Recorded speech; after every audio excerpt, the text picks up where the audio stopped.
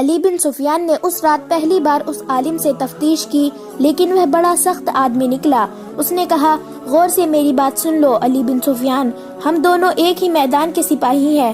تم میرے ملک میں کبھی پکڑے گئے تو مجھے امید ہے کہ تم جان دے دو گے، اپنے ملک اور اپنی قوم کو دھوکہ نہیں دو گے۔ تم یہی توقع مجھ سے رکھو، مجھے معلوم ہے کہ میرا انجام کیا ہوگا۔ اگر میں تمہیں وہ ساری باتیں بتا دوں جو تم مجھ سے پوچھنا چاہتے ہو تو بھی تم لوگ مجھے بخشو گے نہیں۔ مجھے اس تہخانے میں مرنا ہے، خواہ تم جلاد سے مروا دو، خواہ اذیت میں ڈال کر مار دو، پھر میں کیوں اپنی قوم کو دھوکہ دوں؟ علی بن سفیان نے کہا، مجھے امید ہے کہ تم اپنا ارادہ بدل لو گے۔ کیا تم ان دو لڑکیوں کی عزت بچانے کی خاطر یہ پسند نہیں کرو گے کہ میں جو پوچھوں وہ مجھے بتا دو؟ اس نے جواب دیا، کیسی عزت؟ ان لڑکیوں کے پاس صرف حسن اور ناز نخرے ہیں۔ یہ وہ استادی ہے جس سے وہ پتھروں کو بھی موم کر دیتی ہیں۔ ان کے پاس عزت نام کی کوئی چیز نہیں۔ یہی تو انہیں سکھلایا جاتا ہے کہ اپنی عزت سے دستبردار ہو جاؤ۔ ہم لوگ اپنی جان اور عزت بہت دور پھینک آتے ہیں۔ تم ان لڑکیوں کے ساتھ جیسا بھی سلوک کرنا چاہو کر لو، انہیں میرے سامنے ذلیل کر لو، میں تمہیں کچھ نہیں بتاؤں گا، لڑکیاں بھی تمہیں کچھ نہیں بتائیں گی۔ جاسوس لڑکیوں کو ہم سزائے موت دے دیا کرتے ہیں، انہیں ذلیل کبھی نہیں کیا کرتے۔ علی بن سفیان نے کہا، ہمارا مذہب ہمیں عورت اور اذیت میں ڈالنے کی اجازت نہیں دیتا۔ جاسوس نے کہا، میرے دوست، تم پیار کا حربہ استعمال کرو یا اذیت کا، ہم میں سے کوئی بھی اپنے ان ساتھیوں کی نشاندہی نہیں کرے گا جو تمہاری سلطنت کی جڑ میں بیٹھے ہوئے ہیں۔ تم نے لڑکیوں کے ساتھ اچھا سلوک کرنے کا وعدہ کیا ہے، میں اس کے عوض تم کو یہ بتا دیتا ہوں کہ یہ میری اور تمہاری جنگ نہیں، یہ صلیب اور چاند تارے کی جنگ ہے۔ میں ان معمولی سے جاسوسوں میں سے نہیں ہوں جو ادھر کی خبر ادھر بھیجتے اور تمہارے آئندہ کے ارادے معلوم کرتے رہتے ہیں۔ اس شعبے میں میرا رتبہ بہت اونچا ہے، میں عالم ہوں، اپنے مذہب کا مطالعہ اتنا ہی گہرا کیا جتنا تمہارے مذہب کا، انجیل اور قرآن کی تہ تک پہنچا ہوں۔ میں اعتراف کرتا ہوں کہ تمہارا مذہب بہتر اور سادہ ہے، یہ ہر انسان کا مذہب ہے جس میں کوئی پیچیدگی نہیں، اس کی مقبولیت کی وجہ بھی یہی ہے۔ مگر میں تمہیں یہ بھی بتا دینا چاہتا ہوں کہ تمہارے دشمنوں نے تمہارے مذہب کی اصلیت کو بگاڑ دیا ہے تاکہ اس کی مقبولیت ختم ہو جائے۔ یہودیوں نے مسلمان علماء کے بھیس میں اس میں بنیاد روایت شامل کر دی ہے۔ اسلام تہمت کے خلاف تھا، مگر اس وقت سب سے زیادہ تہمت پرست مسلمان ہیں۔ میں نے چاند گرہن اور سورج گرہن کے وقت مسلمانوں کو سجدے کرتے اور نذرانے دیتے دیکھا ہے، اور ایسی کئی ایک بدعتیں تمہارے مذہب میں شامل کر دی گئی ہے۔ ہم ایک مدت سے تمہارے اصل نظریات کو بگاڑ رہے ہیں، کیونکہ ہم جانتے ہیں کہ دنیا میں صرف دو مذہب رہ جائیں گے، ایک عیسائیت، دوسرا اسلام، اور یہ دونوں اس وقت تک معرک آرا رہیں گے جب تک کہ دونوں میں سے ایک ختم نہیں ہو جاتا۔ کسی بھی مذہب کو تیروں اور تلواروں سے ختم نہیں کیا جا سکتا، کسی مذہب کو تبلیغ سے بھی ختم نہیں کیا جا سکتا۔ اس کا یہی ایک طریقہ ہے جو میں نے اختیار کیا تھا۔ میں تمہیں یہ بتا دیتا ہوں کہ اس مہم میں میں اکیلا نہیں، پورا ایک گروہ تمہارے نظریات پر حملہ آور ہوا ہے۔ علی بن سفیان اس کے سامنے ٹہل رہا تھا اور اس کی باتیں غور سے سن رہا تھا۔ اس نے عالم جاسوس کے پاؤں میں بیڑیاں اور ہاتھوں میں ہتھکڑیاں ڈال رکھی تھی۔ اس کا ارادہ تو یہ تھا کہ اس جاسوس کو بھی ہر جاسوس کی طرح اذیتوں کے اسی مرحلے سے گزارے گا جہاں کسی بھی لمحے جاسوس سارے راز اگل دیتے ہیں، لیکن اس نے قید خانے کے محافظ کو بلا کر اس آدمی کی بوٹیاں اور ہتھکڑیاں کھلوا دی اور اس کے لیے پانی اور کھانا منگوایا۔ اس نے کہا، میرے اس سلوک کو اگلوانے کا حربہ نہ سمجھنا، ہم عالموں کی قدر کیا کرتے ہیں، خواہ وہ کسی بھی مذہب کے ہوں۔ میں تم سے کچھ نہیں پوچھوں گا، جو کچھ بتانا پسند کرتے ہو بتا دو۔ عالم جاسوس نے کہا، اور میں تمہاری قدر کرتا ہوں علی، میں نے تمہاری بہت تعریف سنی ہے، تم میں فن کا کمال بھی ہے اور جذبے کی حرارت بھی۔ تمہارے لیے سب سے بڑا اعجاز اور کیا ہو سکتا ہے کہ صلیبی بادشاہ تمہیں قتل کرانا چاہتے ہیں؟ اس کا مطلب یہ ہے کہ تم سلطان صلاح الدین ایوبی اور نور الدین جنگی کے ہم پلو ہو۔ میں تمہیں بتا رہا تھا کہ میں نے علم سے یہ حاصل کیا ہے کہ کسی قوم کے تہذیب و تمدن اور مذہب کو بگاڑ دو تو فوجوں کے حملے اور جنگ و جدل کی ضرورت باقی نہیں رہتی۔ کسی قوم کو مارنا ہو تو اس میں جنسی آگ بھڑکا دو، یقین نہ آئے تو اپنے مسلمان حکمرانوں کی حالت دیکھ لو۔ تمہارے رسول صلی اللہ علیہ وسلم نے کہا تھا کہ نفس ماروں کی یہی تباہی کی جڑ ہے۔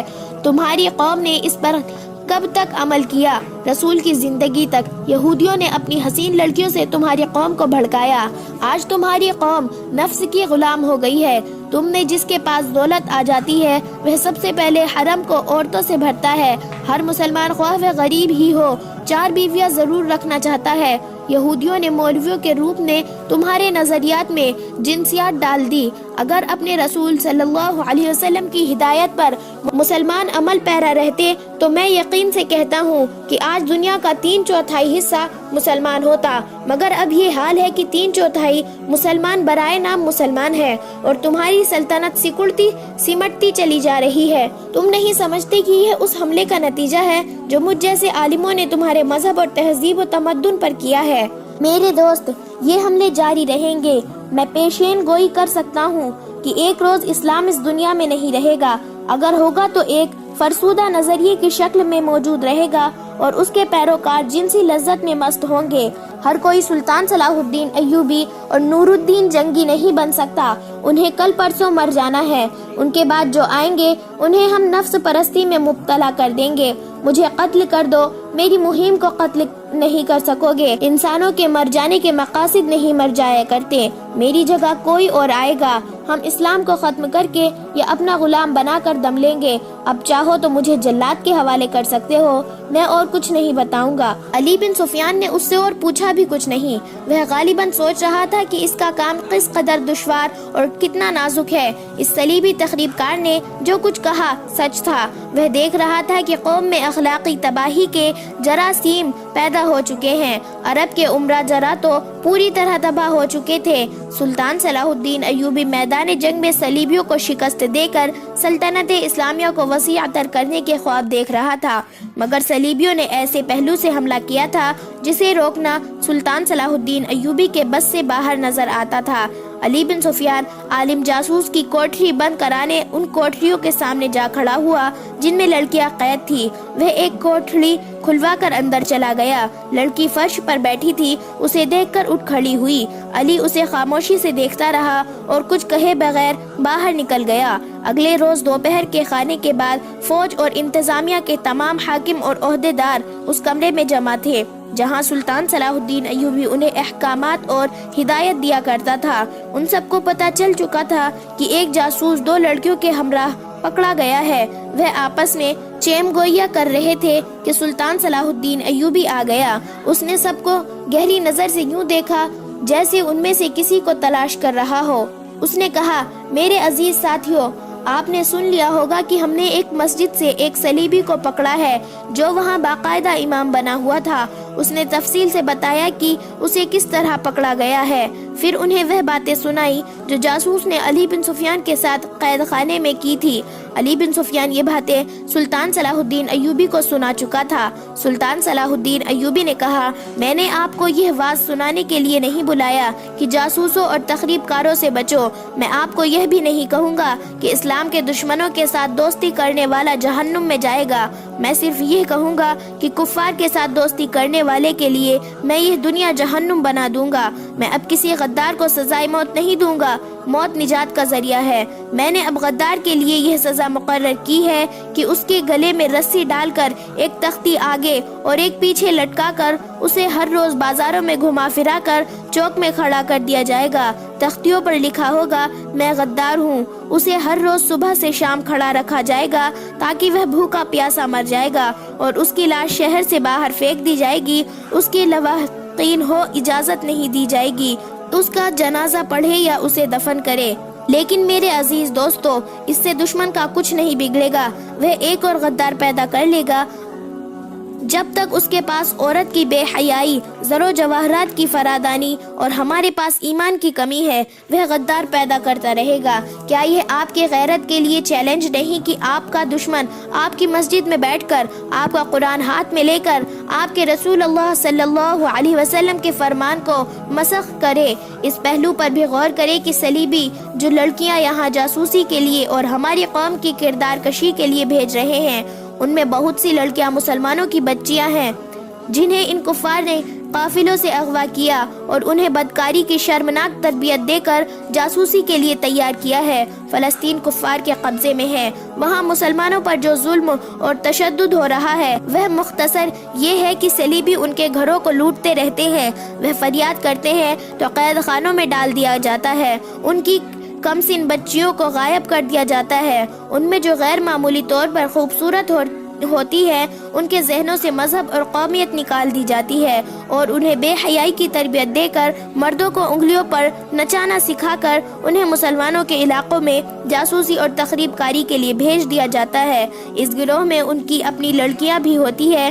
ان میں تو شرم و حجاب اور عصمت کی کوئی قدر ہی نہیں۔ وہ مسلمان بچیوں کو بھی بدی کے لیے استعمال کرتے ہیں۔ انہوں نے جب فلسطین پر قبضہ کیا تو وہ وہاں سب سے بڑا جو انقلاب لائے وہ یہ تھا کہ انہوں نے مسلمان کے لیے جینا حرام کر دیا، ان کا قتل عام کیا، ان کے گھروں کو لوٹ لیا، مسجدوں کو استبلوں اور گرجاؤں میں بدل دیا، مسلمان بچیوں کو اغوا کر کے انہیں تہخانوں میں بٹھا دیا گیا۔ جو خوبصورت نکلی انہیں تخریب کاری اور بدکاری کی تربیت دے کر ہمارے امیروں اور وزیروں کے حرموں میں داخل کر دیا اور انہیں ہمارے خلاف بھی استعمال کیا۔ مسلمان گھرانوں کی بچیوں کے گلے میں انہوں نے صلیب لٹکا دی۔ مسلمان جو فلسطین سے بھاگے اور ہمارے پاس پناہ لینے کے لیے قافلہ در قافلہ چلے انہیں راستے میں شہید کر دیا گیا۔ ہماری بہنوں اور بیٹیوں کی آبرو ریزی سرے عام ہوئی۔ اور میرے کلمہ گو بھائیوں، یہ سلسلہ رکا نہیں، ابھی تک جاری ہے۔ صلیبیوں کا مقصد صرف یہ ہے کہ اسلام کو کوئی نام لیوا زندہ نہ رہے اور مسلمان لڑکیاں عیسائیوں کو جنم دے۔ ہم سب پر اللہ کی لعنت برس رہی ہے کہ ہم اپنے ان مسلمان بھائیوں اور ان کی بچیوں کو فراموش کیے بیٹھے ہیں جو وہاں ذلت اور مظلومیت کی زندگی بسر کر رہے ہیں۔ اس سے بڑا گناہ اور کیا ہو سکتا ہے کہ ہم ان شہیدوں کو بھی فراموش کیے بیٹھے ہیں جو صلیبیوں کی تربیت کا شکار ہوئے۔ میں آپ کو کوئی حکم دینے سے پہلے آپ سے پوچھتا ہوں کہ اس صورتحال میں ہمیں کیا کرنا چاہیے۔ آپ میں تجربہ کار فوجی ہیں اور انتظامیہ کے حاکم بھی۔ پرانی عمر کا ایک کمانڈر اٹھا، اس نے کہا، امیر مصر، ہمیں آپ کے حکم کی ضرورت ہی کیا ہے؟ یہ حکم خداوندی ہے کہ تمہارے پڑوس میں مسلمان نسل پر ظلم ہو رہا ہو اور وہاں کے مسلمان خدا کو مدد کے لیے پکار رہے ہو تو ہم پر فرض عائد ہوتا ہے کہ اس ملک پر فوج کشی کر کے اپنے کلمہ گوئی بھائیوں کو نجات دلائیں۔ ہمیں فلسطین پر فوج کشی کرنی چاہیے۔ نائب سالار کے رتبے کے ایک اور شخص نے اٹھ کر جوش سے کہا، کفار پر فوج کشی سے پہلے آپ ان مسلمان حاکموں اور عمرہ پر فوج کشی کرے تو در پردہ کفار کے ہاتھ مضبوط کر رہے ہیں۔ ہمارے لیے یہ صورتحال باعث شرم ہے کہ ہماری صفوں میں غدار بھی ہے۔ فیض الفاطمی کے رتبے کا آدمی غدار ہو سکتا ہے تو چھوٹے عہدے پر کیا بھروسہ کیا جا سکتا ہے؟ ایک مسلمان بچی کی آبرو زنی کا انتقام لینے کے لیے ساری قوم کو فنا ہو جانا چاہیے، مگر یہاں ہماری ایک پوری نسل کی آبرو زنی ہو رہی ہے اور ہم سوچ رہے ہیں کہ ہمیں کیا کرنا چاہیے۔ صلیبیوں نے ہماری بچیوں کو بدکاری کے لیے تیار کیا اور ہم سے ان کے ساتھ بدکاری کرا رہے ہیں۔ محترم امیر، اگر میں جذباتی نہیں ہو گیا تو مجھے یہ تجویز پیش کرنے کی اجازت دے کہ ہمیں فلسطین لینا ہے۔ صلیبیوں نے ہمارے قبلے اول کو بدی کا مرکز بنا دیا ہے۔ ایک اور آدمی اٹھا، لیکن سلطان صلاح الدین ایوبی نے اسے ہاتھ کے اشارے سے اسے بیٹھا دیا اور کہا، میں یہی سننا چاہتا تھا۔ آپ میں سے جو میرے قریب رہتے ہیں جانتے ہیں کہ میرا اولاً ہدف فلسطین ہے۔ میں مصر کی امارت کے فرائض سنبھالتے ہی فلسطین پر حملہ کرنا چاہتا ہوں، مگر 2 سال سے زیادہ عرصہ گزر گیا ہے۔ ایمان فروشوں نے مجھے مصر میں ایسا الجھایا ہے جیسے میں دلدل میں پھنس گیا ہوں۔ ذرا ان 2 سال کے واقعات پر غور کریں۔ آپ صلیبی تخریب کاروں اور غداروں کے خلاف لڑ رہے ہیں۔ سوڈانیوں کو ہمارے خلاف لڑانے والے ہم میں سے ہی ہیں۔ سوڈانی حبشیوں سے مصر پر حملہ کرانے والے ہمارے اپنے سالار اور کمانڈر تھے۔ وہ اس قومی خزانے سے تنخواہ لیتے تھے جس میں قوم کا پیسہ ہے اور جس میں خدا کے نام دی گئی زکوٰۃ کا پیسہ ہے۔ میں نے اس امید پر 2 سال گزار دیے ہیں، میں جاسوسوں، انہیں پناہ دینے والوں اور ایمان فروشوں کو ختم کر کے فلسطین پر حملہ کروں گا، لیکن میں اس نتیجے پر پہنچا ہوں کہ تخریب کاری کا یہ سلسلہ کبھی ختم نہ ہوگا، کیوں نہ اس چشمے کو جا کر بند کیا جائے جہاں اسلامی دشمنی کے سامان پیدا کیے جاتے ہیں۔ ہم صلیبیوں کو خود موقع دے رہے ہیں کہ وہ ہماری صفوں میں غدار پیدا کرے۔ میں نے آپ کو آج اس لیے بلایا ہے کہ فلسطین پر حملے میں اب زیادہ تاخیر نہیں ہوگی۔ فوج کی جنگی مشقیں اور تربیت تیز کر دو، مجاہدین کو لمبے عرصے کا محاصرہ کرنے کی مشق کراؤ۔ مجھے ترک اور شامی دستوں پر پورا اعتماد ہے۔ مصریوں اور وفادار سوڈانیوں میں جذبہ پیدا اور پختہ کرنے کی ضرورت ہے۔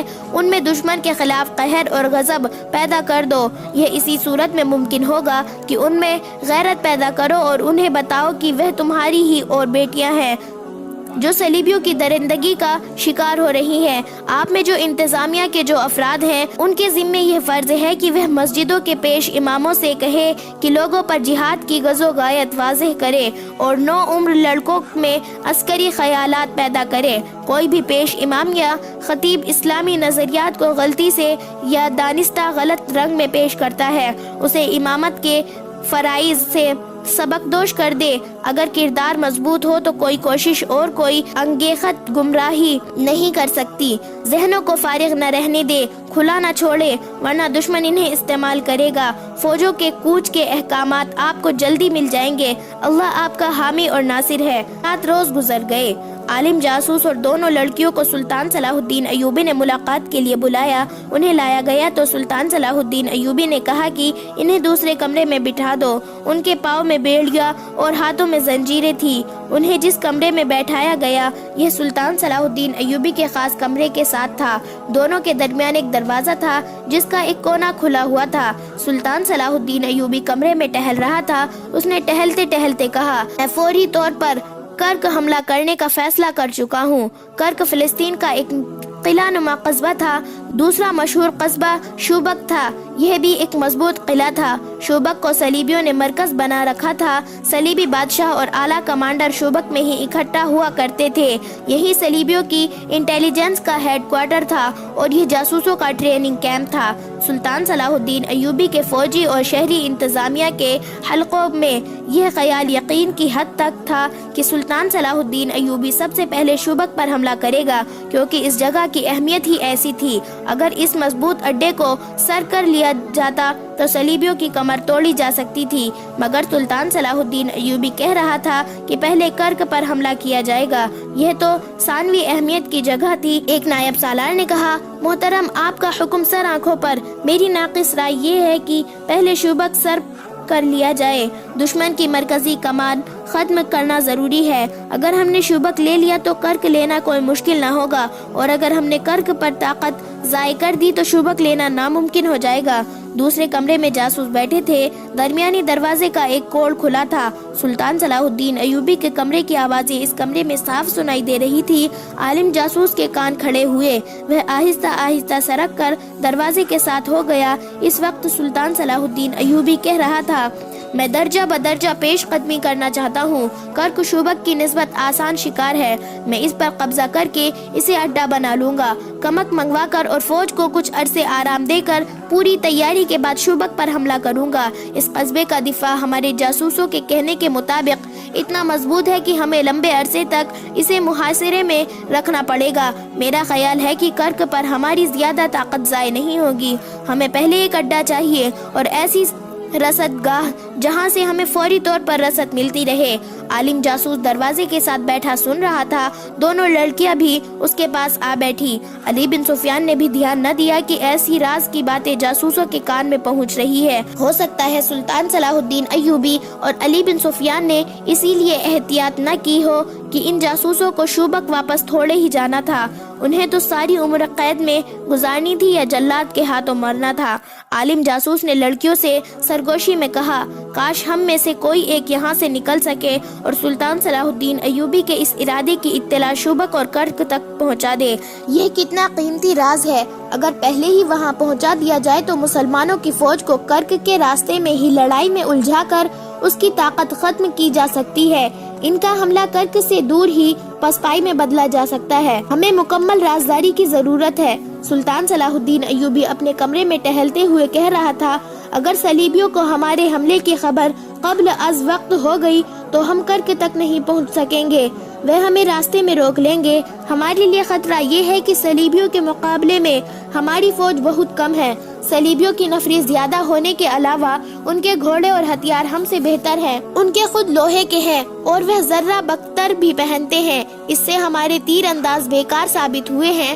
میں جانتا ہوں کہ صلیبیوں کو بے خبری میں ڈالو تاکہ انہیں کھلے میدان میں لڑنے کا موقع نہ ملے۔ اگر وہ کھلے میدان میں لڑے تو ہمارے عقب میں آ کر وہ ہماری رسد کا نظام روک دیں گے، اس کا نتیجہ پسپائی اور شکست کے سوا اور کچھ نہ ہوگا۔